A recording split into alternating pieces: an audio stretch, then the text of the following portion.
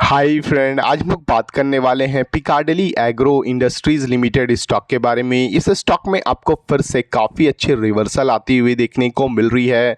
इस स्टॉक में फाइनली आज के दिन आपको 3.57% का रिटर्न आता हुआ देखने को मिल चुका है। अगर हम लोग इसकी 5 डेज़ की बात करते हैं तो आप देख सकते हो 14.59% का रिटर्न आपको 5 डेज़ में आता हुआ देखने को मिल रही है। आज की इस वीडियो में हम लोग बात करने वाले हैं कि क्या आपको इस स्टॉक में अभी भी इन्वेस्ट करना है या इसे अवॉइड करना है। सबसे पहले हम लोग इस स्टॉक के फाइनेंशियल पे नज़र डालने वाले हैं, उसके बाद इसके चार्ट पे चल के समझने वाले हैं कि इस स्टॉक का जो अगला रेजिस्टेंस है वो कौन से होने वाली है। अगर आपने ये रेजिस्टेंस से ब्रेक रिवर्सल लेती तो इसका इंपॉर्टेंट सपोर्ट कौन से होने वाला है। चलिए हम लोग इसके फाइनेंशियल पे नज़र डालते हैं। कंपनी की अगर हम लोग मार्केट कैप की बात करते हैं तो 6,380 करोड़ रुपीज़ का देखने को मिल रहा है। स्टॉक का जो पी रेशियो है वो आपको 46.4 रुपीज़ का देखने को मिल रही है। ROCE की बात करते तो आपको 18% का देखने को मिल रहा है। कंपनी का जो बुक वैल्यू है वो आपको 91.4 रुपीज़ का देखने को मिल रही है। ROE की बात करते हैं अगर हम लोग तो 17.4% का देखने को मिल रहा है। और कंपनी का जो फेस वैल्यू है वो आपको 10 रुपीज़ का देखने को मिल रही है। अगर हम लोग इस कंपनी के क्वार्टरली रिजल्ट्स पे नज़र डालते हैं तो आप देख सकते हो कंपनी का जो सेल्स आपको दिसंबर 2025 में आपको ये 276 करोड़ रुपीज़ का था। वहीं मार्च 2026 में आपको ये बढ़ के 335 करोड़ रुपीज़ का होती हुई देखने को मिल रही है। वहीं पे अगर हम लोग इसकी ऑपरेटिंग प्रॉफिट की बात करते हैं तो दिसंबर 2025 में आपको ये 78 करोड़ रुपीज़ का था। वहीं मार्च 2026 में आपको ये डिक्लाइन होके 71 करोड़ रुपीज़ का होता हुआ देखने को मिल रहा है। कंपनी का आपको क्वार्टर ऑन क्वार्टर बेसिस पे सेल्स तो बढ़ती हुई देखने को मिल रही है, मगर जो प्रॉफिट है, ऑपरेटिंग प्रॉफिट है, उसमें आपको थोड़ी सी गिरावट आती हुई देखने को मिल रही है। अगर हम लोग इस कंपनी के अगर प्रॉफिट एंड लॉस स्टेटमेंट पे नज़र डालते हैं ईयर ऑन ईयर बेसिस पे तो आप देख सकते हो कंपनी का जो सेल्स आपको मार्च 2025 में 797 करोड़ रुपीज़ का था। वहीं मार्च 2026 में आपको ये बढ़ के 1038 करोड़ रुपीज़ का होता हुआ देखने को मिल रही है।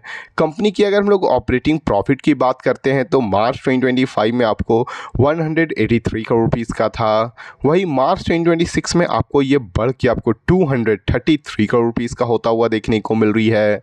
कंपनी आपको ईयर ऑन ईयर बेसिस पे जो कंपनी का प्रॉफिट एंड लॉस स्टेटमेंट है वो आपको बढ़ता हुआ देखने को मिल रहा है। कंपनी का सेल्स भी बढ़ती हुई देखने को मिल रही है और कंपनी का प्रॉफिट भी आपको बढ़ता हुआ देखने को मिल रहा है। अगर हम लोग इस कंपनी के अगर बैलेंस शीट पे नज़र डालते हैं तो आप देख सकते हो कंपनी का जो इक्विटी कैपिटल है वो आपको मार्च 2025 में आपको ये 94 करोड़ रुपीज़ का था। वहीं मार्च 2026 में आपको ये बढ़ के 99 करोड़ रुपीज़ का होती हुई देखने को मिल रही है। अगर हम लोग कंपनी की बोरिंग पे नज़र डालते हैं तो मार्च 2025 में आपको ये 308 करोड़ रुपीज़ का था। वहीं मार्च 2026 में आपको ये बढ़ के 531 करोड़ रुपीज़ का होता हुआ देखने को मिल रही है। वहीं पे कंपनी की अगर हम लोग रिजर्व्स पे नज़र डालते हैं तो मार्च 2025 में जो कंपनी का रिजर्व था वो आपको 586 करोड़ रुपीज़ का था। वहीं मार्च 2026 में आपको ये बढ़ के 802 करोड़ रुपीज़ का होता हुआ देखने को मिल रही है। किसी भी कंपनी का जो रिजर्व बढ़ता है वो कंपनी के लिए काफ़ी बड़ी पॉजिटिव न्यूज़ मानी जाती है।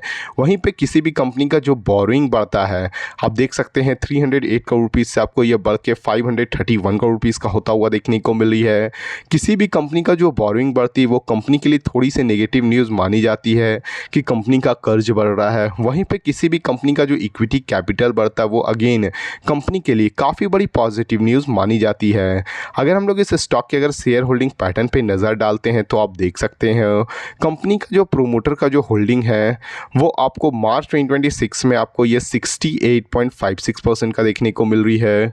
फॉरेन इन्वेस्टर की अगर हम लोग बात करते हैं तो 0.76% का देखने को मिल रहा है। डोमेस्टिक इन्वेस्टर की अगर हम लोग बात करते हैं तो 0.79% का देखने को मिल रही है। और अगर हम लोग पब्लिक की होल्डिंग की बात करते हैं तो आपको ये 29.90% का देखने को मिल रहा है। कंपनी का ओवरऑल फाइनेंशियल आपको काफ़ी अच्छी देखने को मिल रही है। चलिए हम लोग इसके चार्ट पे चल के समझते हैं कि इस स्टॉक का जो आने वाला रेजिस्टेंस है वो कौन सी हो सकती है। जैसे कि आप देख सकते हैं हम लोग इस स्टॉक के चार्ट के ऊपर आ चुके हैं। ये स्टॉक अपने जो सबसे इम्पॉर्टेंट जो सपोर्ट था आपको 512 रुपीज़ का, इस स्टॉक में फिर से आपको यहाँ से फिर से इसमें काफ़ी अच्छा एक रिवर्सल आता हुआ देखने को मिली है। ये स्टॉक करेंटली अभी आपको 645 रुपीज़ के पास ट्रेड कर रहा है। इस स्टॉक का जो सबसे पहला जो रेजिस्टेंस होने वाली है वो आपको 741 रुपीज़ की होने वाली है। अगर ये स्टॉक आपको 741 रुपीज़ को ब्रेकआउट करती है तो फर्दर ये आपको 906 रुपीज़ और 906 रुपीज़ को भी ब्रेकआउट करती तो ये अपने ऑल टाइम जो हाई है 1015 रुपीज़ तक भी ये स्टॉक आता हुआ देखने को मिल जाएगी। ये जो वीडियो वो केवल एजुकेशनल पर्पस के लिए है। अगर आपको इस वीडियो से थोड़ी भी वैल्यूएबल इंफॉर्मेशन मिली हो तो प्लीज़ वीडियो को लाइक और चैनल को सब्सक्राइब करना ना भूलें। Thank you.